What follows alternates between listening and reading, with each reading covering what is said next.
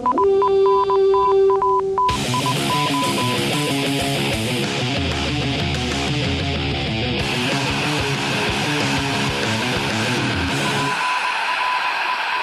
to Norse Code, your number one podcast for the Minnesota Vikings. If you can't tell already, there's something new about this episode of Norse Code, which is that I, Arif Hasan, am hosting it instead of Dusty or James.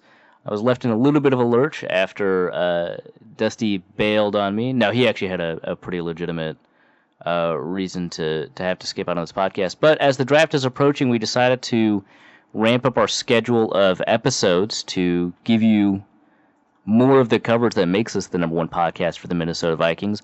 With me today, I have a guest who you may recognize if you listen to one of my other podcasts. It's Ben Natan. Say hello, Ben. Hey, how you doing? I'm good, man. How are you? I'm doing pretty well. It's a nice day today, so no reason to complain.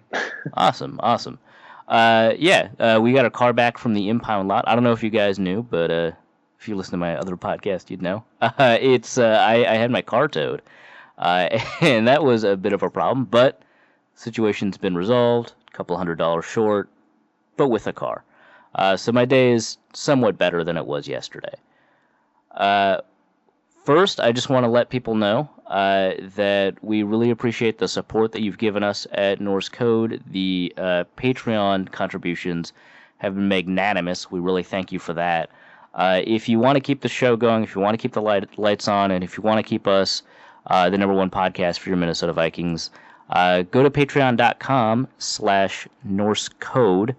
I want to make sure that that's the right website. See, Dusty always does this like intro, and he's got it down, and I don't know if it's Norse Code or Norse Code Podcast. Let me figure this out right now.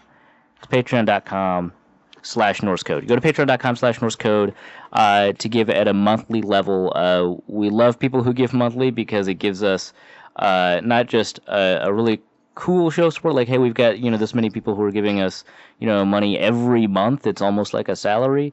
But also it allows us to, sort of plan our budget and figure out, whether or not we need to, or whether or not we have the ability to, buy a MiFi for training camp and stuff like that. So if you could do that, that'd be great. If, that's not your speed, you can still donate at paypal.me/NorseCode, and that allows you to give a one-time contribution. Again, really appreciate it. You guys have kept the show running for 4 years, coming up on 5. Coming up on 5 real soon. So yeah, thanks a lot, guys. Really appreciate that. We're going to go over one bit of Vikings news real quick, and then we're going to talk about the draft, because among the many things that Ben Natan talks about, this is maybe the one thing that he's qualified to talk about. So that's going to be interesting. But we'll talk. I don't even know about that. Yeah, right? Well, I said might, right? I hope I did. So we'll talk about, the various prospects that are linked to the Vikings, and, the talent evaluations and various fits that they may have. But first, it's important to cover the fact that Mike Zimmer has been scheduled for another eye surgery, or it had already happened, actually, on Monday. And it's his 5th eye surgery. So we've got, on the Daily Norseman, Chris Gates wrote up a story, you link to the Ben Gessling story at ESPN.com, that Zimmer's undergoing another eye surgery on Monday, which is actually the day that players return to Winter Park for off-season workouts. That's going to be that was his 5th operation. This particular procedure, Chris says, the oil bubble that has been on Zimmer's eyes since December will be replaced by an oxygen bubble that will allow his detached retina to heal. Zimmer scratched his eye during the Vikings' loss to the Chicago Bears on Halloween last season and had the first of his surgeries shortly thereafter. This drama is interesting in that it is both really unusual and weird and kind of dynamic, in that the number of surgeries keeps increasing. And also, I don't know that it's actually been covered all that much. There's a possibility that Mike Zimmer might be playing, or might be coaching without an eye for the rest of his career.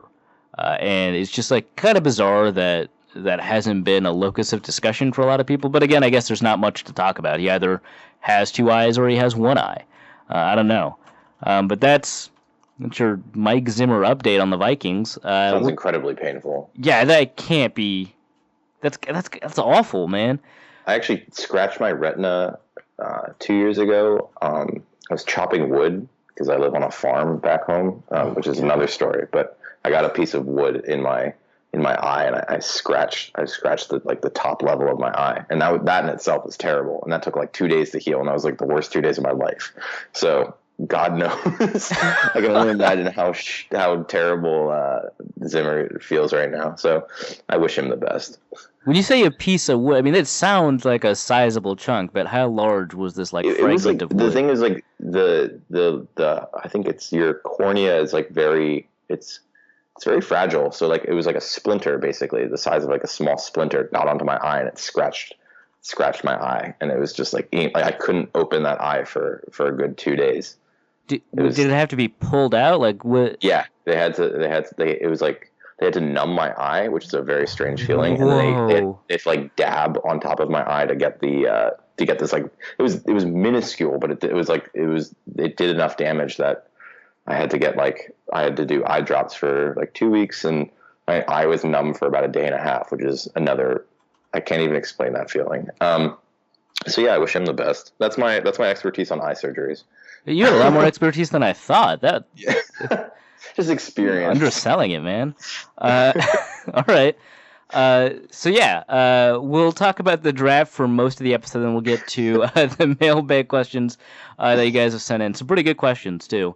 The first thing I wanted to cover, and I think that Ben has a relatively unique take on, is the one player that's getting linked to the Vikings more than it seems like anybody else. And the reason for that is pretty clear. It's difficult to link players to a team that does not have a first-round pick. There's just way too many variables by the time you get to the second round to like legitimately link players to the team. But, in the possibility that the Vikings trade up, or in the possibility that he falls far enough, which seemed likely a month ago and now seems a lot less likely, the Vikings have to consider whether or not they want to take running back Joe Mixon from Oklahoma. They've been linked to Joe Mixon for a while. There have been not just like rumors and reports from reporters from ESPN, NFL.com, etc., but also they had an extensive visit with him at the Oklahoma Pro Day, and it seems like this is like a legitimate point of interest for the Vikings. Now, everybody is familiar with the off-season story with regards to Joe Mixon, or off-the-field story with regards to Joe Mixon. I'm not sure I want to rehash that, just because I feel like everybody has kind of formed their own opinions on that already. So let's talk about Joe Mixon, the player. Ben, you're a little bit lower on Joe Mixon as a player on the field than a lot of people, which isn't to say you don't think he's good, but he's not quite the back that a lot of people make him out to be, according to you. Yeah, I think people are getting caught up in the height, weight, speed thing, which is understandable. I mean, he's well built. He's about a 230-pound running back, and he's probably going to be running somewhere in like the high 4.4, 4.5 range. And, he's agile, and he has a lot of the highlight plays, and he's an incredibly good receiver at the running back position. So I understand the allure of Joe Mixon, but he's still, people kind of undersell how raw he is as a player, and a tendency that he has that really worries me is he's so explosive in a straight line that he has a tendency, in order to change direction, to stop and redirect his body rather than just using footwork to redirect himself. And that's important because while that will work at the college level, and did work for him at the college level because he's playing against inferior athletes, especially in the Big 12, with the defenses they have there, that's not going to work so much for him in the NFL level. And it's frustrating when you're comparing Joe Mixon, or when people are comparing Joe Mixon to Le'Veon Bell, because Le'Veon Bell has that type of playing style where he has the ability to kind of stop on a dime and redirect. And many running backs, like if they're stopping behind the line, they're going to get chewed out by the running back coaches, except for Le'Veon Bell. And it's just not a good practice, in my opinion, to compare players to, massive exceptions to the rule. And statistically, according to CFB Film Room, which is a really awesome source, and I suggest that people use it. Joe Mixon would gain negative yards or no yards at all on nearly 20% of his carries, which is double that of Samaje Perine, who's his teammate. And it's a higher figure than Dalvin Cook had last season. Dalvin Cook had a decently high number, I think about a little bit over 19%. And while it's notable that they had the same number, Dalvin Cook was playing with a freshman quarterback. Dalvin Cook was playing with no legitimately dangerous wide receivers. I mean, talented players, but not at the same level that Joe Mixon was on a team with 2 Heisman candidates, another 1,000-yard rusher, and still had one of the highest stuff percentages of any of the top running backs in the class. And that can be attributed to this lack of nuance, this lack of savvy in his running ability, and this just general dependency on his athletic skill. So, my overall evaluation from Joe Mixon in terms of a player-to-player comparison, I compared him to Tevin Coleman, who's, once again, a very outstanding athlete who is incredibly valuable as kind of like a splash play type of running back, and also, a high-quality receiving back because you're able to get him out in space, not running behind the line, picking holes, changing direction, and everything like that. And that's still a valuable player, but in terms of the comparisons to like Le'Veon Bell, and I've seen comparisons to Fred Taylor or LaShawn McCoy, I think that's jumping the gun a little bit. And this isn't to reduce the fact that he is a very talented back, and his ceiling could absolutely be super high. I just think it's important to point out that he is more raw than given credit for. And if you're looking at him in comparison to Dalvin Cook or Christian McCaffrey or even Leonard Fournette for that matter, I think that those 3 backs are much more polished than him. And my hottest take of all of this is I do think that Samaje Perine, his teammate, is the more polished and NFL ready running back just because of the savvy he has to the position, and he's going to get yards on every carry, where Joe Mixon is probably going to have a lot of negative plays early in his NFL career.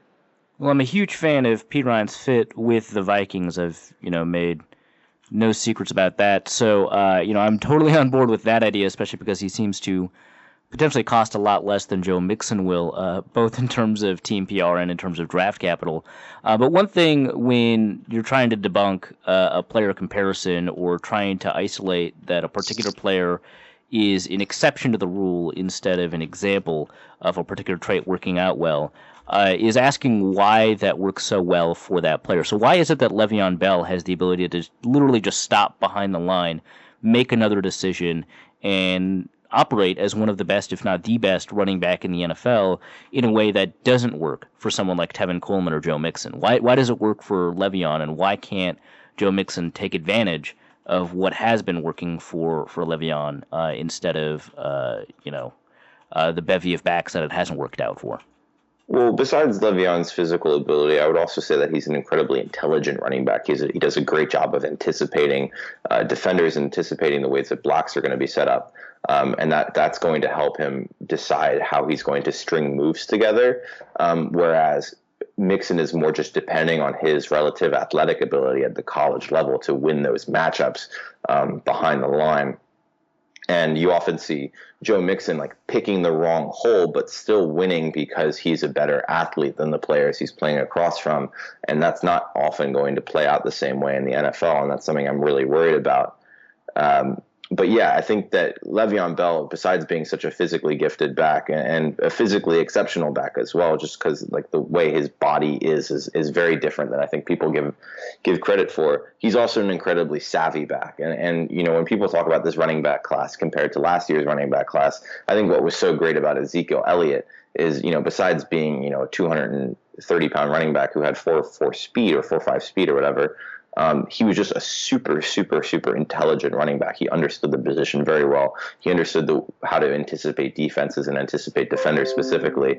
And you could see that there was almost a plan to his running style, right as he got the ball. And with Mixon, it's a little bit more freelancey. And he can get away with it because he is such a gifted athlete. But I think there's more fine-tuning to do at the next level before he can ascend to what his ceiling could be. Well, often we hear about wide receivers being raw as route runners or as receivers in general. We have a pretty good idea of what that looks like. For Vikings fans, that often looks like Cordero Patterson. But every fan base has an understanding of what a raw receiver is. When we hear about a running back being raw, and you've already kind of touched on it, it's kind of difficult to get an understanding of what that necessarily looks like. You've kind of mentioned the ability to set up blocks, go through blocks, figure out, which lane to run through. You've already mentioned footwork and stuff like that. But it is still an unusual phrase for, I think, fans to be subjected to when, in the context of running back analysis. So what is it? What are the set of skills that need to be integrated into a running back's play that would make them a more nuanced player versus a running back who is raw? Like if a fan is trying to break down Joe Mixon film, if someone's trying to like see what you're seeing in terms of what a raw running back looks like, what are the signs that a running back is raw versus one that is polished? Oh, I think the main thing with Mixon that you kind of notice that would speak to his rawness is just like this propensity to try to stop and redirect, and it's hard to kind of evaluate that. And you see this a lot during the Texas Tech game where he just stops and he's able to redirect and gain yardage, and people will kind of see that as being an exceptional play in the way that he's an exceptional player, rather than just kind of seeing it as somewhat of an outlier for a habit. And I think that's probably what is the issue, is like he often gets a net positive result from a negative process. And it's harder to like kind of realize that projects poorly to the NFL. And also, like I said before, he'll go away from the hole, an opening, or pick the wrong opening, but still be able to win because of his athleticism. I mean, there's plays where he kind of runs to there's a hole that opens up outside or inside, then he cuts to the outside because he wants to gain yardage, sees that there's a defender there because he picked the wrong hole, and is able to then cut back inside and then gain yardage like that.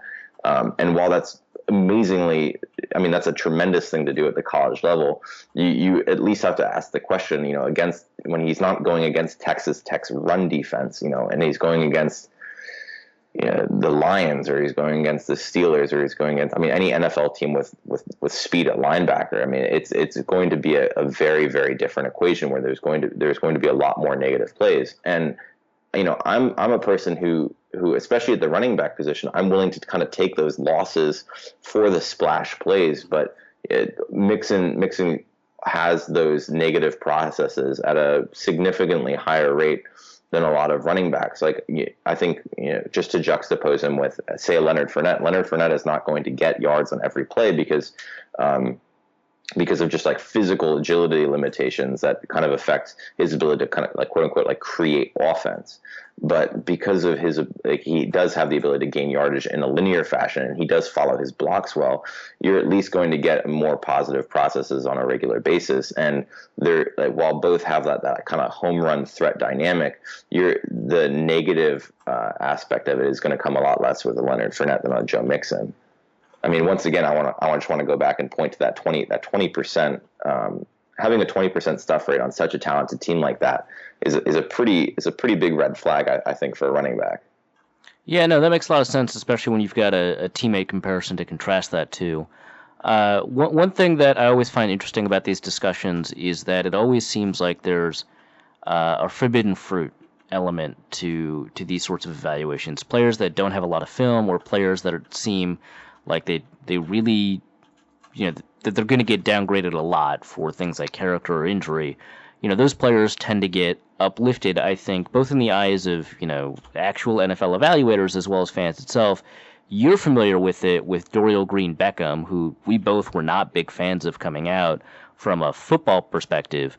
But people were, I don't want to say obsessed, but enamored with the idea that Dorial Green-Beckham could be, the best receiver in this class, if it wasn't for the fact that he got caught with marijuana like 4 times and pushed his girlfriend's friend down the stairs. It's like there's a lot that kept him both off the field and kept him sort of off of a lot of NFL boards that made you think, but if only he didn't do all of those bad things, look how amazing of a player he would have been. And I feel like the same thing might be happening to Joe Mixon, where we're kind of glossing over potential weaknesses in order to sort of drive the what could have been, narrative. Is that your sense?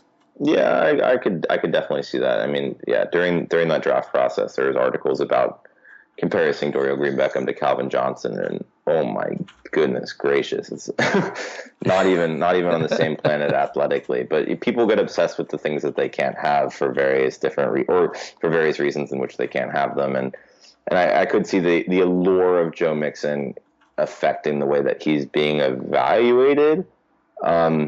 Although I guess that's a pretty bold claim to make, but I would say that the hype behind him, the hype behind him really doesn't match up. And it's like people get obsessed with the splash plays and the height, weight, speed thing. Mm-hmm. So I understand that. But I do feel like his negatives are completely glossed over. Like besides off field stuff, I've heard nary a negative about him. Right. I mean, I've heard, so aside from the Le'Veon Bell comparison, I've also heard David Johnson comparisons, which to me I was offended by. But David Johnson is just a completely, David Johnson is so unusual that I kind of never want to see a comparison for him. But I heard David Johnson comparisons, like you said, LaShawn McCoy comparisons, just a crazy set of comparison backs. I mean, if you put it all together, I mean, you've got LaShawn McCoy, Le'Veon Bell, David Johnson, and scouting reports that contain barely any negatives at all. It's it's like, why isn't he running back one regardless? So I find that kind of interesting. Well, if the Vikings either don't get the chance to draft him at 48 or decide to pass him up at 48. What are the other, running back options that you think will be available, say, at the beginning of day 3 or at the end of day 2, that you think should appeal to the Vikings, given the fact that they're kind of improving their offensive line, and they've already got a running back in Jerick McKinnon, who they like but don't like as a bell cow guy, as well as a stopgap guy in Latavius Murray? What are the running back options that you think appeal to most to you? Well, luckily, this is a really good running back class it's a good class to need any kind of running back, be it a receiving back or a bell cow back. And I think that I would love to see, Jamal Williams on that team to complement Jerick McKinnon, because, in this class, I think Jamal Williams is among the better type of like bell cow backs who can exhaust a defense over the course of a game. Because the thing that I love so much about Williams is he's not the most physically fantastic back. He's not the most agile back or anything like that, but he's so tough, and he's going to bring the same energy and speed to every single snap that you're getting the same player in the fourth quarter that you got in the first. So you can play the war of attrition with Jamal Williams and kind of give him 25 carries over the course of a game and wear down a defense. And eventually he's going to just break off a big run because he's just running harder than defenders are willing to tackle. Another guy who kind of offers a similar dynamic is Brian Hill out of Wyoming. Just another big, 620 pounds, 220 pounds. Goodness gracious. But 6 foot, 220 pounds, really well built back. Powerful, tested a lot better than I anticipated he would. I think he ran about 4.52 at 220 pounds. Is pretty impressive for a guy that I didn't actually think was that fast. So that's a nice little plus. And I think that I mean, correct me if I'm wrong, but I feel that what the Vikings need is that type of kind of powerful back to complement Jerick McKinnon, who's more of like a speed maybe receiver guy, and then Latavius Murray, who is a bigger back but is a little bit less consistent than you would think like a bigger back would be. He's not like the power guy who's going to be grinding tough yardage. He's more like a bigger guy who can also break off a nice big run because he's athletic. So I really like Hill and Williams as the type of players who can do that. James Conner's another guy too, if his medicals check out. And then a guy that I think probably gets a little bit underrated, which is crazy considering the team that he played for, but Wayne Gallman is just a guy who, I mean, he's not a fantastic back in any sense of the word, but he's just like a really solid player who can contribute as a pass protector. He can contribute on third down as a receiver, but he's also just kind of a tough running back who can pick up consistent yardage. Not a dynamic guy, but a guy that you'd want on your team. But if you're looking at just like purely, mid-round, later round power backs, I'm a big fan of Jamal Williams. I'm a big fan of Brian Hill. And then I guess that also depends on like where you're picking Samaje Perine. I think I'm higher on Perine than most people. But if he's available on day 2, I mean, you got to get him. He's awesome. He's just like ever since his freshman year at Oklahoma. I mean, he's been insanely productive his 3 years at Oklahoma. 1 and 2. I mean, he's just like built like a sardine can. I mean, he's just like really short and thick, and he just like runs through everybody. And I think he's a much better athlete than given credit for. He's been able to like juke out and break away from people. That's in the Big 12. But I mean, he was able to like dynamically do a lot of the same things that Joe Mixon did as a running back. But he's also like not as a receiver, but also is more consistent getting yardage. So I think Perine's going to be a guy who's going to surprise a lot of people and just outperform his draft stock. but yeah, those would probably be the like the power type of guys that I think would do a really good job on the Vikings. Sure. Well, I'm going to push back a little bit on Jamal Williams and Wayne Gallman a little bit. I'm not as high on either of those two. And Luke and I have actually, clashed a little bit. Luke Inman, my co-host of the Andy Luca Reef Football Machine, clashed a little bit on Jamal Williams. The issue that I seem to have with him, and maybe I'm looking at it the wrong way, is that he always seems late to make a decision when he gets to. He always figures out what the right decision is, but I always feel like he's half a tick late to that. And while that worked out for him at BYU, I think the combination of his relatively limited athleticism and his late breaking decision making has soured me on him. Am I seeing things wrong? Pull me out of this one. Well, I'm not quite sure in terms of what you mean. I mean, maybe he's not always picking the right.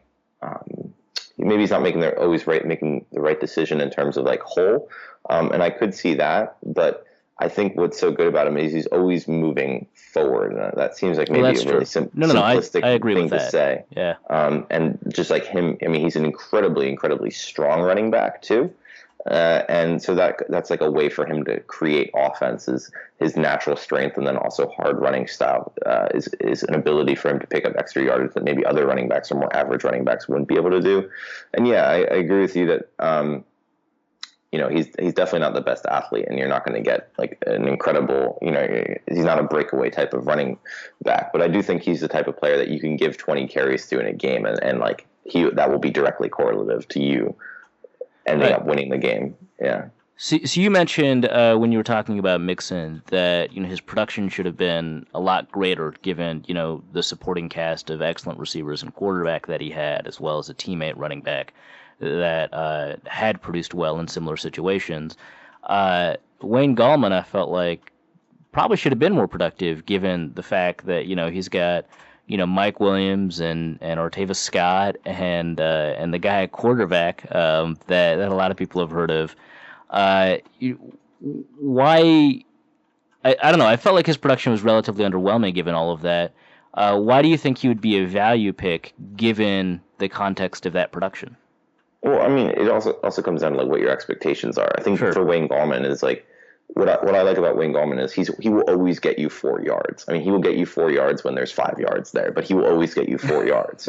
And that's like a frustrating thing if you're going to pick him in like the 3rd round. But if you can get a player like Wayne Gallman who's consistent and just kind of all around solid on day 3, then you're getting yourself a good player. And I mean, maybe his production wasn't great, but he was also on a team that, especially this year, liked to spread out the ball a little bit more in the passing game. And he scored 30 touchdowns in the last 2 seasons on the ground. So that's not bad. No, I mean, I would say that's good even. So I mean, he's good. He's like in this. I mean, we have a tendency to kind of get obsessed with like solid players in college and then overrate them because they're just like solid and consistent. But at the same time, we shouldn't underrate them because they're solid and consistent. And I think that's probably finding that balance in the Wayne Gallman evaluation, and that he's just like he's just a guy, sure, but like he's a guy who will get you 4 yards. And sometimes you need 4 yards, especially on a team that runs the ball as poorly as the Vikings. Right. No, I mean that's fair. That's been true. All right, so let's actually move on to one of the other aspects of the Vikings running game that's been so disappointing. It's offensive lines. The Vikings have signed a left tackle. They've signed a right tackle. None of them are overwhelmingly good, but they're certainly upgrades over what the Vikings have. They don't necessarily have a solution at right guard. They're going to try out Jeremiah Searles there. He looked good in the one game that he played right guard in, but one game sample sizes, who knows? So at some point, the Vikings are going to be in the market in the draft for probably a starting quality guard as well as probably some depth at offensive tackle. So first I'll ask about, that option at guard. If the Vikings decide to break with the tradition that they've established since 2005 and actually take a guard on day 2 as opposed to only on day 3, do you think that there are starting quality guards there? They've been linked to Dan Feeney. Some people have projected Taylor Moton to guard. He could probably play right tackle or right guard. For as much as this class has taken a beating in terms of its offensive line play, I thought that maybe guards or maybe a little underrated in this class going in because of, players like Isaac Asiata and Nico Siragusa and, of course, Dan Feeney. So what do you think about, Feeney and Moten in particular and the guard class in general? For Feeney, I really like him. I actually have a first-round grade on him, and I think that his game is first of all, he's an all-around solid game, and the fact that he started all 4 years at Indiana is definitely a positive testament to his ability. I would say really he has two big flaws. I would say one, that he needs to get a little bit stronger. He's a little bit lighter for a guard. And though he plays with really great attitude, his strength would be maximized even more if he was able to add some muscle, add some size. And that would really complement just like the way he plays. But I think the biggest concern for him, because he's just mostly an all-around solid player, is the medicals. He does have pretty serious concussion history, which is probably what will end up pushing him to the second day of the draft, or otherwise I would consider him to be a pretty sure first-round pick. So, it really will come down to being comfortable with his medicals. And if you are, then you pick him, I think I think you can slot him in immediately. Just his experience at Indiana would probably speak to being immediately available in the NFL to be a contributor. As for Moten, I think it's interesting that he gets projected to guard. I'm not quite sure why, because he was really good at tackle. He was really good at tackle. Really good at tackle at Western Michigan. It's not like he's smaller. It's not like a Forrest Lamp situation. Right. He's 6'5". He's 34-inch arms. He's 320 pounds. He has huge hands. He's built like a tackle. So and I know it's out there. I'm not denying the fact that people want him to move to guard. I'm just curious as to why people want him to move to guard, because he's also a solid athlete. And between his college tape and then his ability to play really well in the All-Star circuit, I'm just confused as to why people think he's a guard. And I'm definitely not saying he can't play guard, because I'm sure he could. But usually, the rarer athletes, it's rarer to find athletes who can play well out of the tackle position than at the guard position. So it seemed like a better allocation of resources to have him at tackle. But if he ends up at guard, he ends up at guard. There's nothing I can do about that. I'm not a coach. I'm not a GM. And I honestly feel similar way about Forrest Lamp, but he has short arms, and everybody gets in their feelings about short arms. Yeah. So with Moten, if he's available on day 2, that'd be another pick I'd be really excited about, because he has the flexibility to play tackle. You could play him at guard, and that's something that would probably get fleshed out at camp. So I like the two of them. And then speaking for this guard class in general, I do think there are some really underrated players. You mentioned the two guys I like a lot, which are Isaac Asiata and Nico Siragusa, both of whom I think are – I think Siragusa is a really good athlete. I think Asiata is just like strong as an ox. Mm-hmm. And when you're talking about improving a running game, there's like these maulers are going to be really key for improving a running game. And Asiata especially, I think, is very, very polished in his run blocking. And so I think it's in this class, I think just in general, the offensive line class is getting underrated. Because even among the tackles, you have, I would say, like the top 5 tackles all offer something that's exciting. With Robinson and Lamp, I'm considering him a tackle. I don't care what anyone says. And Ryan Ramczyk, whose name I just learned how to pronounce today, and Moten and Bowles, and like even behind them you have like Genesee and Bisnowadi and Julian Davenport. And it's just like, I think this is a better class than people are giving it credit for. What I think is happening with the offensive tackle class and the offensive guard class is people are seeing the depth in other positions and then using the depth at other positions to relatively project the depth along the offensive line. And because it's not as deep as the cornerback class or the safety class or the tight end class, people are like, oh, it's a bad class. I don't think it is. I think, and I think for a team like the Vikings, I think they're going to get the best value for these players on day 2 of the draft anyway. Just because of how I guess the NFL is viewing these offensive linemen. So if they end up in a situation deciding between, Feeney or Moten or Isaac Asiata in like the second or third round, I think that's a good position to be in. Especially, I think Asiata in the third round would be like perfect in terms of value.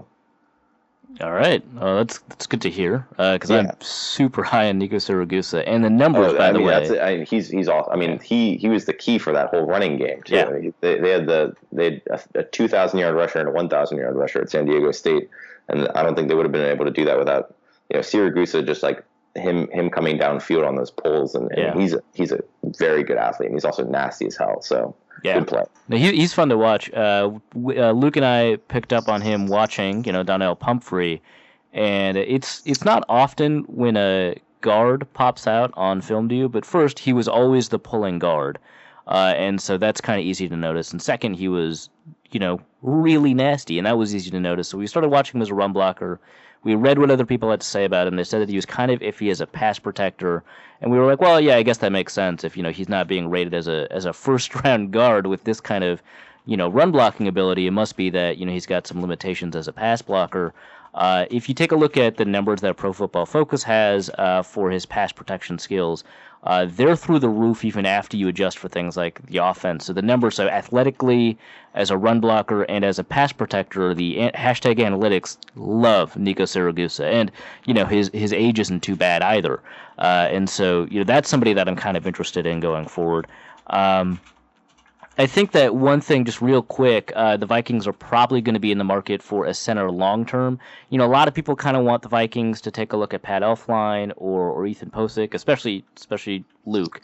He loves Ethan Posick, and I kind of do too. But it feels like to me, and this is just a feeling, it's not like exclusive information or anything like that, but it feels like to me that the Vikings, if they're seeking sort of a long-term solution at center and are probably going to get a short-term solution at guard in this draft, that they're kind of going to wait a little bit to get a center, or they're going to draft a center who can play guard right away and then move to center. So to me, that more likely means a guy that they're going to pick on day 3.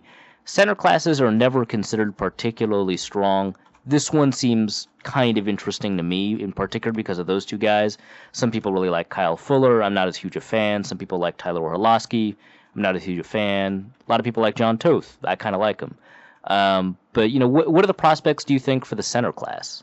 One name I really want to throw out there is Chase Woulier out of Wyoming. Wyoming? Yeah, okay. Yeah, I think he's an underrated player who he moves really well. He's tough. He's a little bit smaller, and that's where people are probably going to run into issues with him because he has short arms, and God forbid somebody has short arms. He's a center. Who cares? I know, but so he's a bit smaller, but he moves well, and he's a low center of gravity, so he does win the leverage battle a lot. He's a guy who can contribute in the run game. He's a solid pass protector. He's a really smart player. He's always kind of aware of what's going on around him, which is especially important, I think, at the center position, because often, or not often, but sometimes you end up having centers calling the line.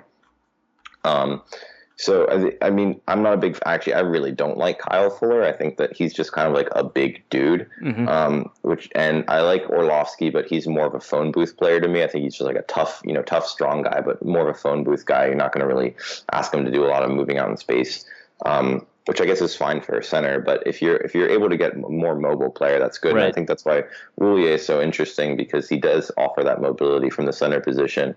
But I think Elflein is like easily the best interior lineman in this class if you don't count Forrest Lamb, which I don't right now because I'm stubborn. I did this with Joel Bitonio too a couple years ago, and he's been a great guard, but I think that he could also be a really good tackle.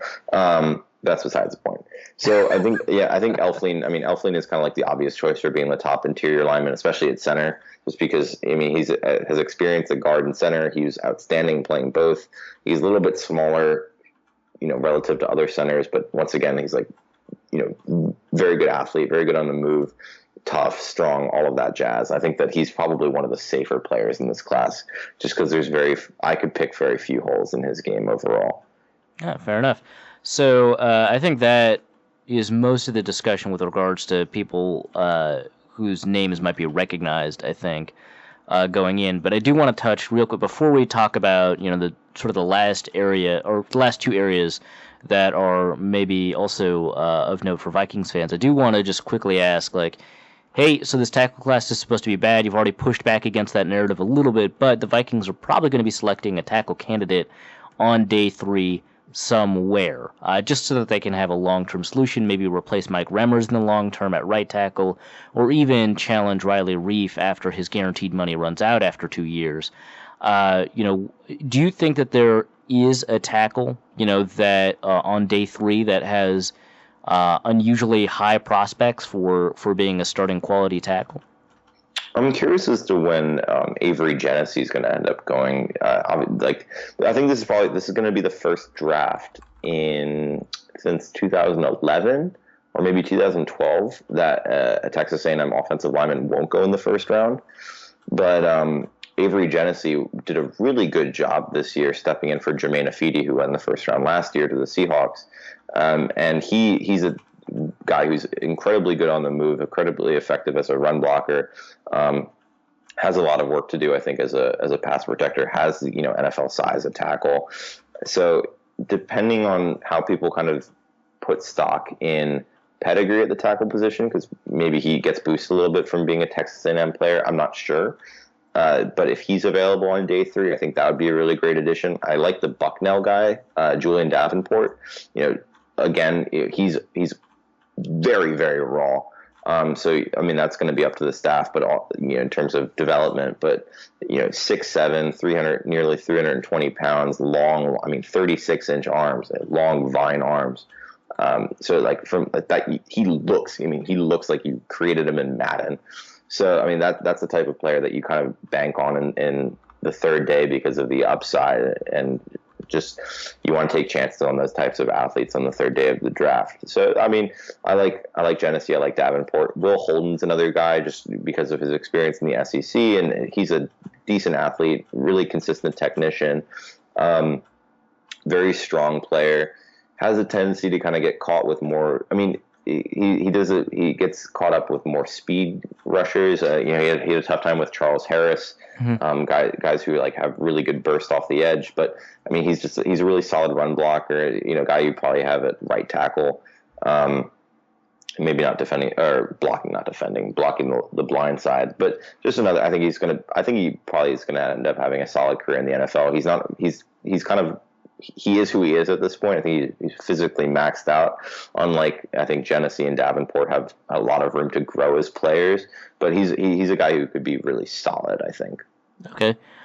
So before we go on and talk about defensive backs, which is fairly tantalizing given the class, I want to talk about 3-technique defensive tackle. I think the Vikings have a really good opportunity to surprise a lot of draft analysts and the NFL in general by selecting potentially a 3-technique defensive tackle at pick 48 instead of an offensive lineman or a running back or what have you, just because they don't really have one. They've got a 33-year-old Tom Johnson, who admittedly has been really good for his background, and Sharif Floyd is essentially dead. And that's it. I mean, Shamar Stephen is a hybrid 1-technique, 3-technique, and they signed Dayton Jones, who I believe can play 3-technique tackle and probably will play 3-technique tackle better than he played 3-4 defensive end. But I don't think the Vikings are confident in that being an expected outcome. So, I can phrase the question like that. Are there 3-technique defensive tackles available around pick 48 that you are excited by, particularly when you get to say the words Mike Zimmer defense? I think that Mike Zimmer is going to be really, really taking a close look at Caleb Brantley, just because he has a tendency to like those smaller, more stout players, and Caleb Brantley is kind of built like a brick, where he's 6'1", but he's just like a big ball of muscle, and he's a really tough player. I think he's a good run defender. He has the ability to impact the passing game as a pass rusher. He's kind of raw in that regard in terms of moves. He just he wants to throw himself into the offensive line, it feels like, as a pass rusher, which is more effective as an interior defender than as a edge defender, because you're just kind of operating more in a phone booth, and you kind of get directed to the quarterback anyway, because there's no need to change direction that much. But there is room for him to grow as a pass rusher. I'm not sure where the NFL, it's hard to kind of gauge the NFL, how they like him, but I get a sense that he'll be available on the second day of the draft. Another guy is Chris Wormley, who he could play five technique as well, but I think that he's best suited inside, and he's a really, really good athlete. I think his best football is still ahead of him, and I'm sure just in terms of their draft history and the guys that they like, it seems that the Vikings like to put athletes on their defensive line, so I could see them being really intoxicated with Chris Wormley's upside. But at the same time, for Wormley's prospects, I don't think he's going to be going on the first day of the draft. So that could be an exciting option at the top of the second round for the Vikings. But I mean, in this defensive tackle class, which I would say is a lot less deep than the edge class, right, those would be the two guys who realistically could be there at pick 48, who I'd be excited about. Quick question. Our friend Chuck is head over heels for Jaleel Johnson, and I've seen arguments that he should be a nose tackle in the NFL. I've seen arguments that he could be a three technique, but his athletic profile doesn't really fit that of a three technique as much. What is your take on Jaleel Johnson, who at one point Chuck, I think, had as his top defensive tackle in the class? I think with Jaleel Johnson, it's easy to kind of get caught up in negative testing numbers, but when a guy is so good at the technical aspect of football, it can negate that, or at least mostly offset athletic deficiencies. And what's so good about Jaleel Johnson is like the ability to get the same play on every snap from a technical perspective. His technique is so clean. His motor is so consistent. He's such a nasty player. And because of that, he's able to kind of impact the game as a run defender and also a pass rusher. And while I wouldn't put him on the same level as prospects as like Malik McDowell from an interior defensive line standpoint, because of like the ceiling, I think that Johnson is kind of who he is, but who he is a very, very good football player. And I would put him at three technique. I think that between his motor and his ability to use leverage to win against offensive linemen, I think he could really impact as a three technique, be it as a pass rusher or a run defender. So I don't get too worried about his athletic limitations just because of how solid of a football player he is. All right. And I'm like one of the bigger champions of like athletes on the defensive line too. So we're on the same page with this. Yeah. We occupy like the same area of draft Twitter. So right. I think it's pretty significant if we're in the group of people who have like strongly advocated for defensive line athletic testing as a predictor for success, and to you, Jaleel Johnson's technique is so overwhelmingly good that maybe we can shelve that for a bit. So I think that's a pretty good indicator. Okay, so moving on, I want to talk about safeties and I want to talk about cornerbacks. Unfortunately, I do not want to talk about like one of the top 15 cornerbacks who could all go by the end of the second round. Who knows? I mean, it's unlikely, but certainly plausible. But the Vikings have long sought a solution at safety alongside Harrison Smith. And though that they've seen significantly improved play from Andrew Sendejo, they could probably get a really good force multiplier by getting a pretty good safety instead of a surprisingly almost average safety next to Harrison Smith. That could come on day two. If Budda Baker falls because of size concerns, or Obi Melifonwu falls because, he doesn't necessarily always know what he's doing out there or whatever, the Vikings might be able to select a safety at 48. Do you think that there's a day two safety, either round 2 or round 3? Remember, the Vikings have 2 round 3 picks that you think could provide an instant impact alongside an all-pro quality player like Harrison Smith? I love Josh Jones. I think that's a guy I would the NC State guy. Yeah, because I just think he's just like a nasty player, and then he tested really well, and then tested through the roof, didn't he? Yeah. Yeah, so I got in my feelings about him. And I feel kind of strongly. It's easy to kind of get caught up in guys who are just like willing to bring the hit. And then when he ends up testing well, it's like, all right, I really want him on my football team. And this is like the first time in I feel like 10 years that the Eagles don't have a legitimate need at the safety position. So like the prospects of him being on the team are slim to none, which is a little sad for me. But I mean, that's a guy I would love to see kind of roam underneath for the Vikings while Harrison Smith plays over the top. And with Budda Baker, spoiler alert, but Budda Baker's my top rated safety. And I'm sure the NFL doesn't really agree with me because Malik Hooker and Jamal Adams and Obi Melifonwu, like they all have like the size and the speed, and Baker's a little bit smaller, and he tested well, but he's still a little bit smaller and lacks, the on-ball production that teams kind of look for with safeties. So if Budda Baker falls, it would be really cool to see him with Smith, because you can rotate them, because even though Baker is a little bit smaller, he does a really good job covering the slot, and he's a much better run defender than you would think a smaller safety would be. Another guy I really like is Eddie Jackson, who's a converted corner, at Alabama. He was playing outstanding football at safety before he unfortunately broke his leg. The Vikings have a good history of players with broken legs. Well, hang out with Laquan. Oh my God! So that's true. You have like this fan club of oh Jesus, that's sad. I don't want to think about Teddy. It breaks my heart. So I mean, obviously you want to get medical checks with that, but Eddie Jackson's like just a really smart player. The safety position, has excellent ball skills, good tackler. Another player that I would be interested, I could see the Vikings really end up liking, and there's been reviews all over the place. I know Eric Galco over at Optimum Scouting is a big fan, but Josh Harvey-Clemens is a guy that I could see the Vikings liking. Really? Because, I mean, the Vikings really liked Jerome Kearse. I mean, and maybe not really liked him, but they liked him enough to draft him. Right. And Josh Harvey-Clemens is also like 6'5", right? Yeah, he's also like this humongous, safety linebacker body type of player.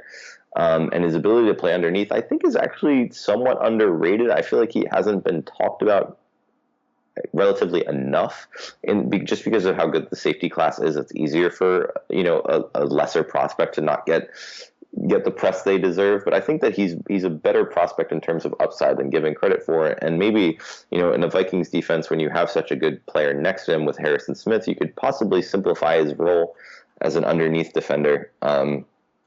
And kind of maximize his skill set as just like an intimidator. So that's another. I mean, that's an exciting, another possibly exciting player that you could slot in pretty early on in their careers. But I mean, this is a great class to need a defensive back, be it a cornerback or a safety. And it doesn't matter if you want a free safety or a strong safety, because just the sheer number. I mean, and I think Jabril Peppers, I have no idea where Jabril Peppers is going to go in this draft. Right. I have legitimately no clue, because everyone is all over the place on him. I think that he is slightly better than a lot of his detractors might want to say he is, but he's also not like this, there is some ridiculous comparisons to early on in the season. That I don't even want to get into. I just like a general thing that I say on like every podcast I do about the draft. Players don't have to be great in order to be good. And that's something that's a conversation we could have had with Joe Mixon. Like, he does not need to be Fred Taylor in order to be a good prospect. Like, being Tevin Coleman as a prospect is still like a good thing. Right. But that's besides the point. I think that Jabril Peppers could be a really good strong safety. I think that his experience at linebacker, and his general athleticism kind of give him an advantage. If you have him at strong safety, just because he's probably more physical than a lot of defensive backs. Maybe not as physical as a lot of linebackers, which is why I don't think he would be a linebacker in the NFL. But with his his athletic ability and just like his experience playing all over the defense, he'd be a nice project player to have at strong safety. And once again, like, having a player like Harrison Smith there, really, it gives you a lot of flexibility in terms of easing the other guy in. Whereas a lot of teams won't have that luxury with Jabril Peppers. So that would actually be an exciting fit. There has been some pushback on Jabril Peppers where people have decided, well, we've kind of knocked him too much, and there's some positive aspects to his play, and then there was some discussion about the roles that he had that made it look like he was hanging himself out to dry in coverage, when it turns out that was maybe the nature of his assignment or whatever. But one quote that I think you already saw this one from our friend Kyle Posey, that I want you to respond to is, he called Jabril Peppers a safety who can't cover or a linebacker who can't defend the run. That was his characterization of Peppers. And I think Derek Clausen might have also said, I don't really care what his recruiting numbers are, because I think he was a 5-star recruit. He's a round 3 or 4 prospect to me. So those are two guys we're pretty good friends with that have starkly different evaluations of Jabril Peppers than you do. What do you think about that? Well, I think the truth is more in the middle of all of this, where, I mean, I think the big reason Peppers can't defend the run, consistently, and he can't cover consistently, is because he never really got to settle into one position. And I think that kind of positional consistency over the course of, a career, a college career even, factors into how someone is going to play it. And he still had like splash plays and coverage and splash plays against the run. We were like, oh, he can do it. It's just a matter of finding consistency with it. And you're not going to ask him to play linebacker in the NFL, 211 pounds or 215 pounds or something like that. So like get him a position in the NFL, let him stay there and learn the position. And I would be shocked if he wasn't able to actually grow into it. But he never really got that opportunity at Michigan. I mean, he definitely has the athletic ability to do it, especially at strong safety. And he definitely has the splash plays, at Michigan to prove that it is physically possible for him to do it. So I think it's a bit reductive to say he can't do these things. I think it's more apt to say he won't be able to do these things consistently or immediately, but there still should be some intrigue with him as a player. Maybe not in the first round, but once you get to day two, I would definitely take a chance on him if I needed a free safety or a strong safety. But I mean, I saw a comparison. Someone said that he was like, "Oh, he's Eric Weddle," and I was like, "What? Where does that come from?" I think that's his comparison on NFL Network. I can check that right now. But that's kind of what I'm talking about. It might also be an athletic comparison because Eric Weddle is maybe one of the best testers at safety we've seen. I mean, because he was also a running back. One of the best testers at safety we've seen in a while. So yes, Lance Erlin compared him to Eric Weddle, the ultimate Swiss Army knife of the collegiate level. And I mean, Weddle did play running back. I mean, just throwing that out there. Yeah. So yeah, but I mean. So I personally think that's a little bit that's high. Maybe it's optimistic. It's very, very optimistic. But I mean, you're not going to take a guy who's like he's 5'11", he's 213 pounds. He tested incredibly well. He did good things on defense. It's not like he was a horrible player. I think that is definitely untrue. So if you can get into the second day of the draft and he's still there, like that is good value for him. I wouldn't take him in the first round, especially with the other safeties in this class. But there's still some serious value to him on the second day of the draft. All right, so let's finally move on to what is probably the best position group in the draft, cornerbacks. The Vikings need cornerbacks, but not quite to the same level that they needed those other positions. So the Vikings have a competition between Trey Waynes and Terrence Newman on the outside. They're likely going to let Mackenzie Alexander, unless they find someone in the draft, play in the slot. There's a lot of worries about Alexander. He didn't play too well last year.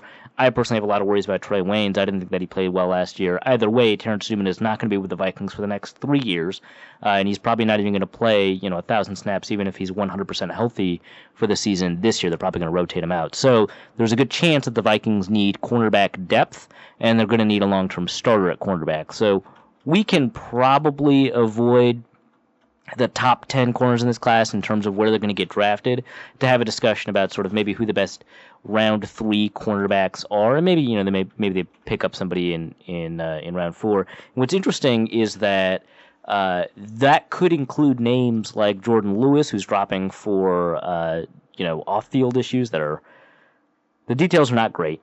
There's Akella Witherspoon, who is one of I think 3 players from that secondary in the draft that are highly respected.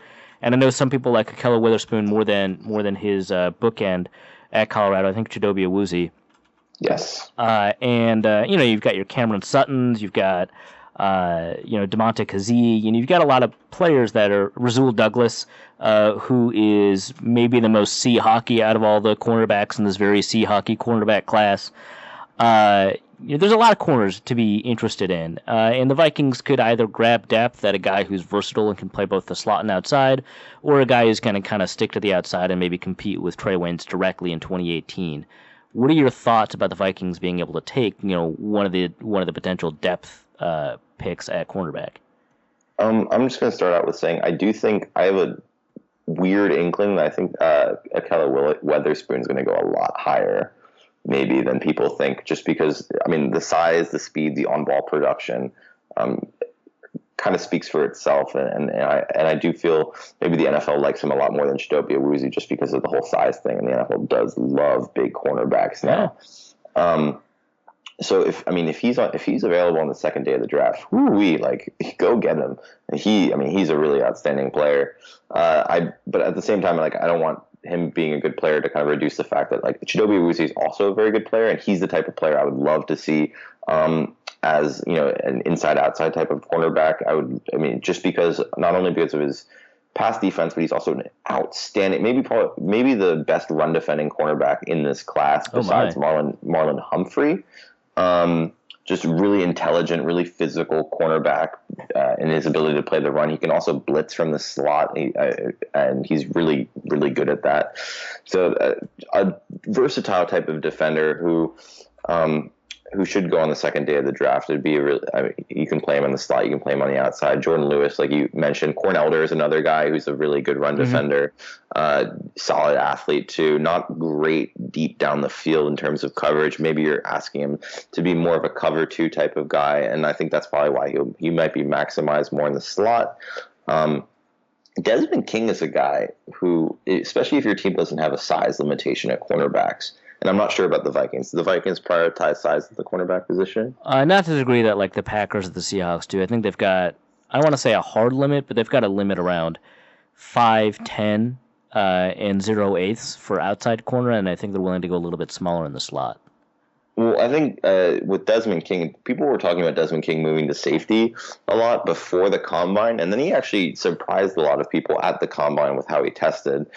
And his tape is really good, too. He is a bit smaller of a corner, but he's a really savvy player, very good ball skills, another really good run defender, a name that's just getting lost in this ridiculously deep class. And if he's probably a guy who could surprisingly, at least for me, I think he could end up surprisingly sliding to the third day of the draft, round 4 or something like that. And he provides a lot of value there. And then you mentioned Damontae Kazee, and he's another guy who's just like a playmaker. His on-ball production is insane. I think he had like 18 career interceptions during his time at San Diego State. He is a bit older of a prospect, and I also think he's a bit smaller, but a really nasty, intelligent, but also intelligent player. Very good ball skills, good coverage guy. More guys I would like to a guy, Arian Penton is another guy who I think is getting underrated in this class. Also very good ball skills, not a great athlete, but makes up for it with good technique. He played at Missouri, so Missouri hasn't been good the last couple of years. So people haven't been hearing about a guy who had, very pretty productive cornerback in the SEC who just didn't get talked about. Cam Sutton, everything's going to really depend on medicals, but he's a good cover corner. Not a great run defender. Could stand to bulk up a little bit. We could talk ad nauseum about this cornerback class because it is insanely deep. I ended up watching, I think, 30 guys for this class, and at least 25 of them I was just like pretty impressed with. Obviously not 25 first-round picks, but 25 guys that I would be really happy if my team ended up selecting on any day of the draft. Sure. All right. That's pretty fair. And then we'll go to the mailbag in a second. But the Vikings always seem to select a super athlete at edge rusher every year, and there's certainly an opening for them to do that this year, with Robinson basically signaling the end of his career by lowering his cap liability, and Scott Crichton being a dud. The Vikings are back at essentially having 2 defensive ends ready for 2018 and only 3 for 2017. So they're probably going to select a defensive end, an edge rusher, who is a super athlete somewhere in day 3. Pick 2 names. Who do you think those guys might be? Well, I heard something, or I saw something on Twitter today from Matt Miller about Derek Rivers potentially being a 4th-round pick. What? Why? What? Yeah, he asked. He was quoting his he has a weekly mailbag or something, weekly scout. The Scout's notebook, yeah, Scout's notebook, and he said that some regional scout told him that the media is a lot higher on Derek Rivers than NFL teams are, and he's likely going to be a 4th-round pick. So that's crazy. That is crazy to me. I have him as my third rusher in this class behind Garrett and Thomas. So sure, why not? Yeah, and Charles McDonald, who especially with defensive line. Like I incredibly I respect his opinion on defensive linemen. I mean, I think Charles has him like just behind Myles Garrett. So like if he fell to the fourth round, that would be mind blowing and also unfair if a team. If the Vikings grabbed him. Kind of, yeah. So maybe that's a little bit of a cop out, and it's always hard to predict like what freak athletes are going to be falling because I think teams are kind of cluing into the fact that you should be drafting these guys as high as possible. Right. I'm interested. I'm not gonna say his name just because I don't want to. Tano Passano. There you go. Damn. All right, Tano Passano. I didn't even know that. That's good. So yeah, him, Tano Passano. I think that I feel like maybe the media is going a little bit crazy with projecting him just because of the height weight thing. I think he probably will end up going lower just because small school and also very raw. Yeah, well, he played 4I at Nova. But he's a beautiful man. I mean, that's why. So I did read. I think I read like a blurb about him, like referring to like ripped Villanova lineman visits. Like, so, good for him. I mean, good for him that he gets that in his tagline. Nobody writes about me like that. I think that's a goal. I'm just thinking about him and Danielle Hunter just paired together in a room. I don't know. The Vikings could probably start a calendar with those handsome defensive line in the league. Right. Yeah, it's gonna be. I think this draft is gonna be intriguing because I feel like there's some defensive linemen who are better football players than athletes, and then a lot of like guys like like Charles Harris and Tim Williams in terms of like tested athleticism, and Derek Barnett and John Allen. I mean, those guys who like didn't do great at the combine. Harris made up for some of it at the pro day. He had like 6 inches to every jump. He's still pretty small though. Yeah. But like it'll be interesting to see like how they value those guys against like Derek Rivers or like Jordan Willis, TJ Watt, like guys who tested really, really well for their position, but aren't getting the same. Actually, TJ Watt now is getting more and more hype just because I think of his last name too. But like Willis and Rivers, and especially Rivers, are getting incredibly underrated, even though they're outstanding athletes and I think really good football players as well. In favor for like Carl Lawson and John Allen, who are still good players, but I would be lower on just because of like where they are at physically. You were lower on Jonathan Allen than anybody else in my consensus board database. Great. That seems to be, that's like my thing to be. But like, I mean, this is like, what do you do with Jonathan Allen, right? Like he's a 283 pound guy who wins best on the inside in college. But Geno Atkins was like 285. Geno Atkins is a freak athlete. You know. I mean, okay, that's fair. I mean, like that. I mean, that's what's kind of frustrating is people saying like, oh, well, you know, Geno Atkins and Aaron Donald, you know, they're both 280 something pounds. It's like those guys are just otherworldly athletes. And John Allen, like you could find, you know, John Allen level athlete at your local 7-Eleven. I mean, he tested really poorly. So he's not like a great athlete, and he's not very big, so he's not like very long, so you can't put him out on the edge. And because he's like shorter and stouter, you would theoretically put him on the inside more just because of build. But then he just like you don't have these hangups about Solomon Thomas though. Well, I think Solomon Thomas is an edge player. But and he has the athleticism to play on the edge, and like maybe you can slot him inside occasionally, but you're not playing a 270 pound guy inside. I mean, I think that is patently absurd that people are like he's a full-time interior rusher. It's absolutely not. Well, if he plays so this is my question about Solomon Thomas, and this has nothing to do with the Vikings, but if he plays the Justin Smith role that Justin Smith played for the 49ers as a 3-4 end who was nominally on the outside but twisted a lot on the inside to open up some holes for outside linebackers, do you think that is wasting his talents? Because I mean, Justin Smith is probably not going to get into the Hall of Fame, but he might deserve it. I think so. I think you want Solomon Thomas playing gaps, like single gaps and shooting, and like because he's just, I mean, he's raw as hell, but he's like a car bomb. He's awesome. I think he's a really good player. He's very raw though, but you know, just because he was winning on the inside in college, because he is such a ridiculous athlete, so you could line him up over the center in college, and he would just destroy the play. but that's not something you're going to be doing so much in the NFL. And you could do it occasionally and kind of use it as a stitch in his game. But I mean, he should be a full-time edge rusher. All right, so I think we got a pretty good summary of the available Vikings draft options. That was, I think, a lot of fun.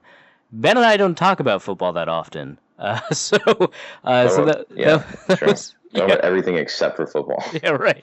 So that was really cool. Now we get to talk about the mailbag, which very often does not include any football questions. I think this week it does have football questions, so I think Ben might be able to. Yeah, I know, right? Well, some of them were both inside and outside of that particular wheelhouse. So the first question comes from Purple PTSD. If all the members of Trump's White House were Eagles players, who would they be, current or historic? And we can limit this to Donald Trump, Steve Bannon, Kellyanne Conway, who I guess doesn't matter anymore, Sean Spicer, Stephen Miller, and Jared Kushner. So just those 6. Okay, wait. So I'm a little confused about the format of the question. I need to make parallels between these people and Eagles players? Yeah, current or historic. Yeah. Oh, jeez. I feel okay. So Jared Kushner would probably be Vinny Curry because a lot of people like him within the building, except for Steve Bannon, obviously. Right. But nobody actually knows exactly what he does. Oh, that's good. I like that. Thank you. Sean Spicer. Oh God, I can't believe this is like blasphemy. I'm gonna get like shot for this. Excellent. Sean Spicer is probably Brian Dawkins. Holy, because they're hard hitters? Like what? No, because there's like this like crazy faith in him inside the organization, and all he does is just like yell nonsense. I mean, I love Brian Dawkins. I can't. Yeah, you think he should be in the Hall of Fame, right? Yeah, absolutely. But it's like the Ray Lewis. It's like the Ray Lewis thing. I mean, he was the Eagles' Ray Lewis for that era, where he was like this amazing player and this emotional leader. But like if you put me in a huddle with him and he's like screaming those inspirational speeches at me, like I will have no like. Just gonna check out. Like yeah, I have no idea what you're talking about. I'm sorry. All right. Okay. Who were the other people? Oh, you got to hit Donald Trump, Steve Bannon, Stephen Miller, who is probably Steve Bannon light, right? And Kellyanne Conway. Okay, Steve. Okay, I'll do Donald Trump. I'll just do the Donald Trump Carson Wentz thing because people have their opinions on them and will not change them. Okay, yeah, sure. And they're polarizing, and they're both conservatives. And I have similar feelings about both. Yeah, and Carson Wentz absolutely voted for Donald Trump. There's no question. There's no question about that. I would say Kellyanne Conway is tough. I think you might want to pick a person who was a free agent that signed with the Eagles and ended up having a short but illuminating career. I think that's maybe because I don't think Conway has much of a role in the administration anymore. She was brought on really late. And was kind of a media darling, both positive and negative, for a very small amount of time. So, a person. Is she Terrell Owens? Oh yeah, because there's organizational infighting. I don't know. Because Terrell Owens got the Eagles to the Super Bowl. She dragged Trump across the finish line. She dragged him across the finish line, and Terrell Owens almost won the Eagles a Super Bowl on a broken leg, and he was only on the team for a year and a half. I don't like to talk about that too much because I get emotional about it. But so I guess Kellyanne Conway. I hate doing this. I hate this so much. This is phenomenal. Thank you, Purple PTSD. So Steve Bannon is easily Dorial Green Beckham because they're both just terrible. I'm sorry. And then Steve Miller is Nelson Aguilar because he's terrible but doesn't actually do anything. Okay, excellent. We've done that. Ben has annihilated his career. I hope no Eagles fans listen to this. Well, no, because there's going to be a section of Eagles fans who hear like the Trump Carson Wentz analogy and are going to be like, great, both awesome leaders. And I'm just going to jump off. That's fantastic. Excellent. If you want to buy I Hate Ben Nathan gear, Sorry, Benetton gear. I always pronounce your No, last no, name the wrong. people who don't like me say Nathan, so Okay, that's good. Ben Nathan. Uh, I'm gonna link the Cafe Press shop that has I hate Benetton mugs. I hate Benetton shirts. I hate Benetton onesies for your toddler or whatever. It's great. So if this pissed you off, do we have products for you? Oh my God, I'm gonna get killed. Next question. I left all the Carson Wentz hate behind me slightly. No. You're on my podcast. Okay, You that's can't leave the true. Carson Wentz hate behind. It had to come up. All right. Next question. Caleb Arndt. Who has the better year? Everson Griffin or Daniil Hunter? I would say Daniil Hunter probably. Really? Because he's going to have an expanded role. I mean, he was crazy productive in a more limited role last year. So I can only assume that. I mean, I guess But that's not how it works, man. Because the limited role, you get put in third and long situations. You're twice as likely to get a sack in third and long than you are any other down, right? So maybe I'm overcorrecting because I really didn't like Daniil Hunter coming at LSU, and he's like really good, and I just want to compensate for that and compliment him. That's one of the things I feel really strongly about, that I liked him. I didn't know much about him until the Vikings drafted him, so that colors thing. But I liked him a lot, so I'm going to put that on my bulletin board. All right. Well, I thought he was terrible, so I'm bad at this. A lot of people thought he was terrible, though. So a lot of people did. If a lot of people jumped off a bridge, yada yada yada. But I still think that you could say that, yeah, sure, the small sample size kind of limited or kind of gave him an opportunity to shine, but also like he'll have an opportunity to do more different types of things too, because his improvement from year one to year two, I think we both agree it was pretty strong. So if you look at that trajectory, expanding his role and asking him to maybe be more of a run defender and everything like that, I think it would be safe to assume that he continues to improve. And on that basis, I would say that he could have a much stronger year than Everson Griffin. All right. So that's 20 sacks from the two defensive ends next year at least. Next question from @SkullPage. This is for me, but I'll answer it while you're on the line anyway. For Arif, how do you feel about Sperano as the OL coach within Shermer's system? Seems like a mismatch for both scheme and talent evals. I don't think that there's necessarily the need for as much cohesion between offensive line coaches and passing game coordinators if the offensive line coaches also handle the run game. Not that there isn't some value to synergy, but Shermer has operated an offense in both power/man blocking schemes as well as zone blocking schemes, and it should be said that NFL teams are less beholden to those distinctions now than they ever have been. Sperano, has long preferred very physical, maybe not necessarily as athletic, or has not prized athleticism as much as many other offensive line coaches. Very physical, very, I guess, nasty in terms of attitude. Offensive linemen, we've seen that in terms of the picks he's made, both bad and good. Say like, Gabe Jackson versus Menelik Watson, or Willie Beavers. I think that there's not necessarily a mismatch. Yeah, Shermer had a zone running scheme working underneath the passing game in Philadelphia, but Shermer's also been okay with the power blocking that he's seen in St. Louis. The bigger issue I have is that the advantage Sperano had coming in is that he historically had been a better talent evaluator for draft purposes than Jeff Davidson, and the early returns on that, of course, are pretty abysmal given the Willie Beavers pick. But as an offensive line coach, it's difficult to judge him given sort of what he had to work with. I don't think that there is necessarily a mismatch there, just because I don't think those are as connected as maybe it would be as elegant to think of as. What do you think, Ben?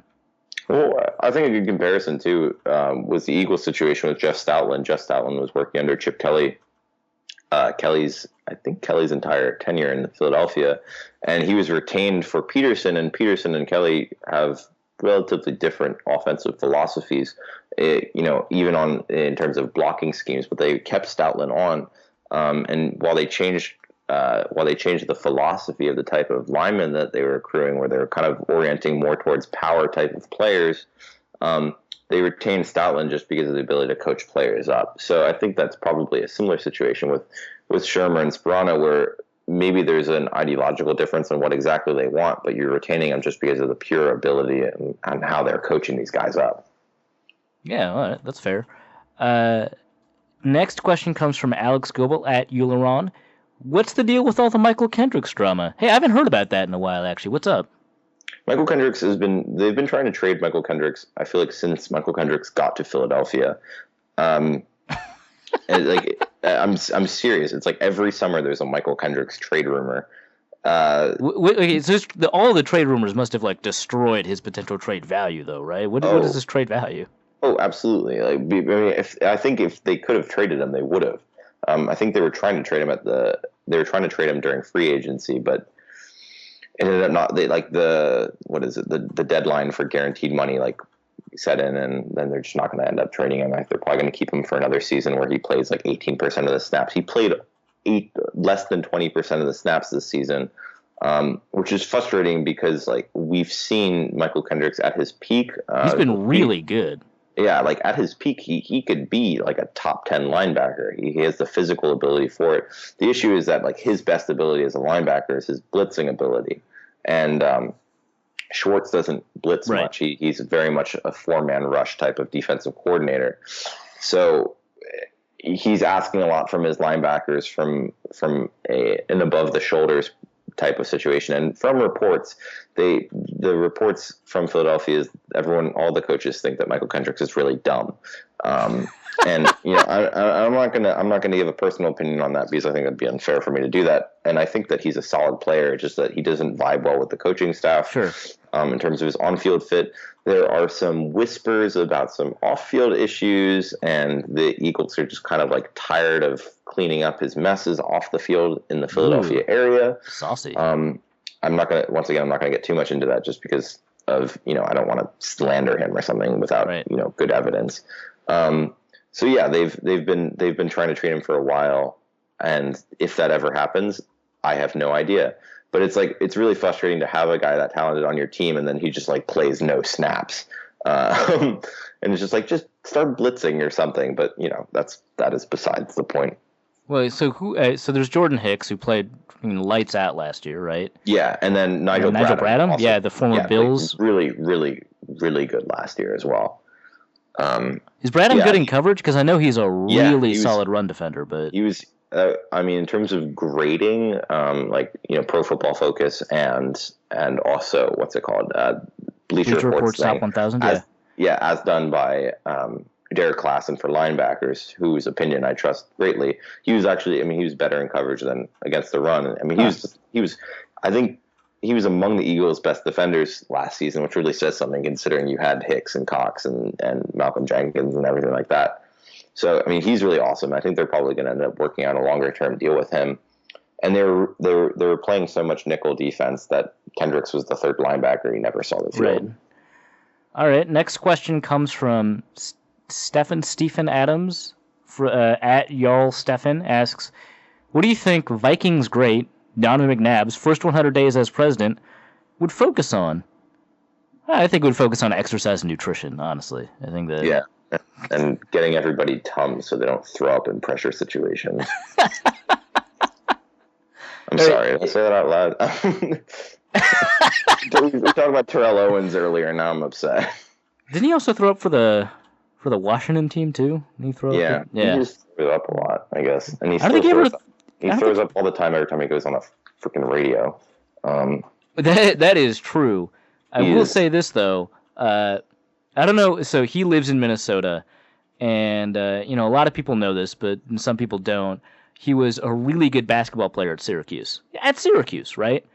Yeah. And he plays rec league basketball in Minnesota at like the local Y's, and he absolutely destroys people. As far as I know, has not thrown up in any of those games. So I'm gonna give him that credit. Good job, Donovan McNabb. If he ever has to play rec basketball against the Patriots, it might be a different situation. I'm sorry. I'll stop. I like Donovan McNabb. I appreciate what he did for the city, but if we had to pick a policy issue area for Donovan McNabb, like let's say healthcare, tax reform, education, global warming, what do you think would be? What do you think would be his cause? Ooh. Maybe he's really concerned about the nuclear arsenal. Maybe he's a drawdown. No, because Donovan McNabb was bombs away when he was a quarterback. That's true. Maybe he increases military spending. Yeah, I was about to say, I was like, I wouldn't want him in foreign policy because you would have, 59 cruise missiles in Syria, you'd probably have like 80 or something like that. Yeah, but how many of them would hit their targets and how many would fall short? They would all fall in the sea. If he's aiming the cruise missiles, he's gonna 40 of them would go into the sea, and the other 40 would hit a rock. Yeah, none of the cruise missiles will actually land where they need to land unless Terrell Owens is the one who's guiding them. This is a really heavy-handed metaphor. No, it's perfect. It's well within the Norse code tradition. Don't worry about it. Yeah. Okay, so if you had a policy issue area to focus on for Donovan McNabb, what would it be? You'd be my Secretary of Communications. What? Because he would just say the most ridiculous shit, and I think that's probably par for the course now. It is. No, that's fair. God. All right, next question comes from Wes Myers at HerbWest. Name one off-season trope you guarantee we'll hear from a Viking player coach before the draft. Same question for Philadelphia. Why don't you start with Philadelphia? I'm going to try to think about the answer to this for the Vikings. Oh, I need to think about this for the Eagles. Oh, I know exactly what it's going to be. It's going to be Jim Schwartz getting interviewed about Chris Long, and Jim Schwartz specifically saying that Chris Long looks like his old and younger self, and that he's in the best shape of his life. Yeah, that's the one, right? It's the best shape of your life. The issue for me is that I feel like for the Vikings, best shape of your life is it's going to happen after the draft, and I'm trying to figure out what trope will activate before the draft. During the draft, Spielman's going to say the player that he picked in like the 5th round was at the top of his board. So that's I can't believe he was there. Yeah, okay, Spielman, the guy who broke both of his legs or whatever. Yeah, surprise, he was in the 5th round. So we'll see that during the draft.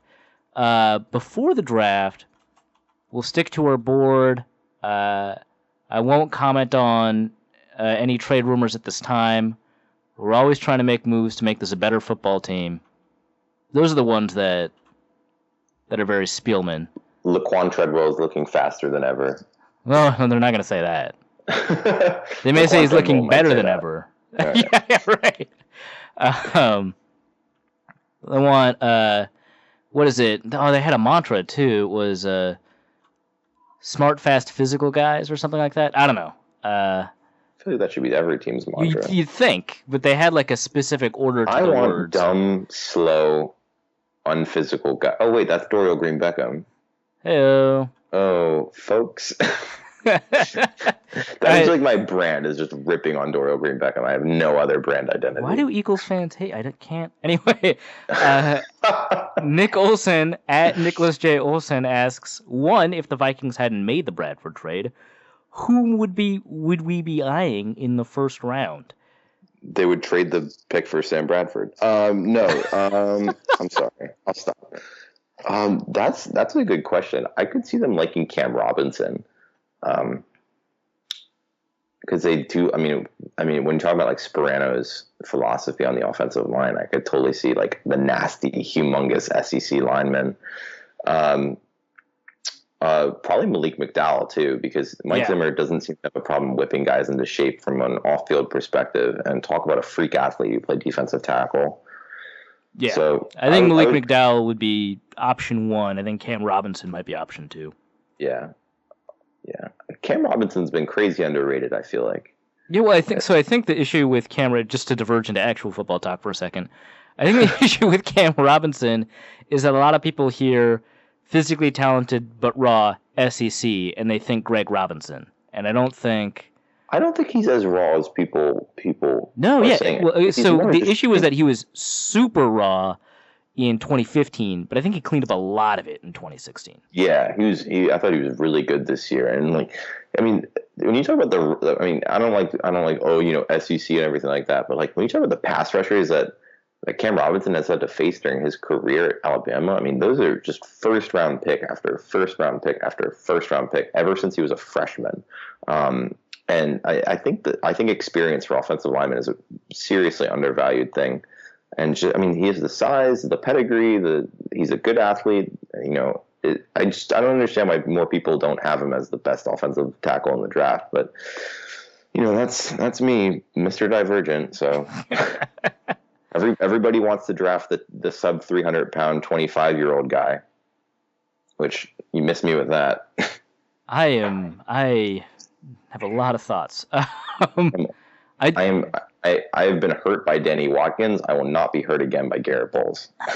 I think you'll find that the Eagles front office might disagree. Oh my God. All right. Then the last question, also from Nick Olson. Can Dayton Jones play 3 technique? I have already shared my opinion that I believe not only can he, but that is a better fit for him. Do you have opinions? I mean, you watched him at UCLA, right? Yeah. I actually thought he was going to end up playing inside anyway in the NFL. So I think he'd be really good. I mean, he has the athleticism. He's big.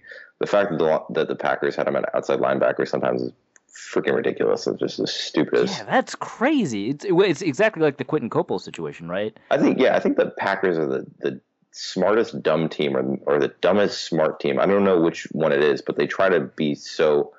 It's like a human being who's like really fake deep, and they try to be like, look how interesting I am by being fake deep, and then they're just really bad at it. That's the Packers. They're like, look at all these interesting athletic measurements that we use to qualify players on our defense. It's like, well, your defense is really bad. It's like, well, yeah, but look at all these interesting athletics. It's like, shut up. So that's the Packers. I think that they're misusing Dayton Jones. I think 3 technique is probably going to maximize him. I'm actually kind of excited for that. It should be fun on that defensive line. Yeah, I'm definitely looking forward to it. All right, I don't think we have any more questions. I'm going to check real quick to see if there are any more questions. But I think that's all the questions we got from the Twitter account. I am too lazy right now to check the email account, so if you emailed us, I'm sorry, that's Dusty's job, and he's not here right now. So yeah, I think that was a pretty good podcast. We talked a lot about football, which is, again, pretty unusual for Ben and I interacting with each other. Yeah, we hit on politics. We got back to it. Yeah, we went back to it at the end. Yeah. If you want to hear Ben and I's political takes, which don't know why you'd want to do that, you can follow at Why Left Podcast. We've got 8 episodes out now. We talk about foreign policy, we talk about domestic policy, we talk about social issues. I think you've already figured out what our political perspective is. We talk about it from that political perspective. And I think the chemistry we've shown here might be the chemistry that we have on that podcast. It's up to you to determine whether or not that is good or bad chemistry, or whether or not that's listenable. But yeah, that's the podcast we have together. This has been Norse Code. You can follow me at Arif Hasan NFL. You can follow Dusty at Dusty O'Connell. You can follow our producer James at Big Mono. He often runs our official Twitter account at Norse Code DN, and you can follow Ben at the Ben Natan, TheBennNatan. That almost sounds like a song. Do you ever sing it? The Ben Natan? Yeah, right. Because it's the same number of letters as the Mickey Mouse song. TheBennNatan. Oh no! Yeah. Oh my God! That sounds like the type of narcissistic thing that I would do. So yeah, absolutely. You gotta add that. You gotta put that on your Tinder bio. Oh God, the truth is coming out right now. That's good. So this has been Norse Code, your number 1 podcast for the Minnesota Vikings. For the lack of a better sign-off, and because I insisted this be our sign-off, we are a little below average. Norse Code is the largest and only division of Norse Code LLC. You can find Norse Code on the Daily Norseman, SB Nation's Vikings blog, at dailynorseman.com. You can also find it on iTunes, Stitcher, Google Play Music Podcasts, or wherever else fine podcasts are aggregated. Our Vikings blogger extraordinaire and generally useful human is Arif Hasan, who can be found on Twitter at Arif Hasan NFL. Our intrepid producer and occasional co-host James Pagachnik can be found on Twitter at Big Mono, or curating the official Norse Code Twitter feed at Norse Code DN. I'm your host with a firm grasp of the obvious, Dusty O'Connell, and my name is my handle on Twitter. If you'd like to donate a few bucks to the show, your one-time donation can be made at paypal.me/NorseCode, or a recurring monthly contribution can be made by visiting patreon.com/NorseCode. Please visit our website, norsecodepodcast.com, where you'll find links to our Facebook and YouTube pages, along with the episode archive and some other good stuff. and any questions or comments that won't fit in a tweet can be emailed to NorseCodePodcast.com. On behalf of James and Arif, my name is Dusty, and we all thank you so much for listening. Our formula is this. We go out, we hit people in the mouth.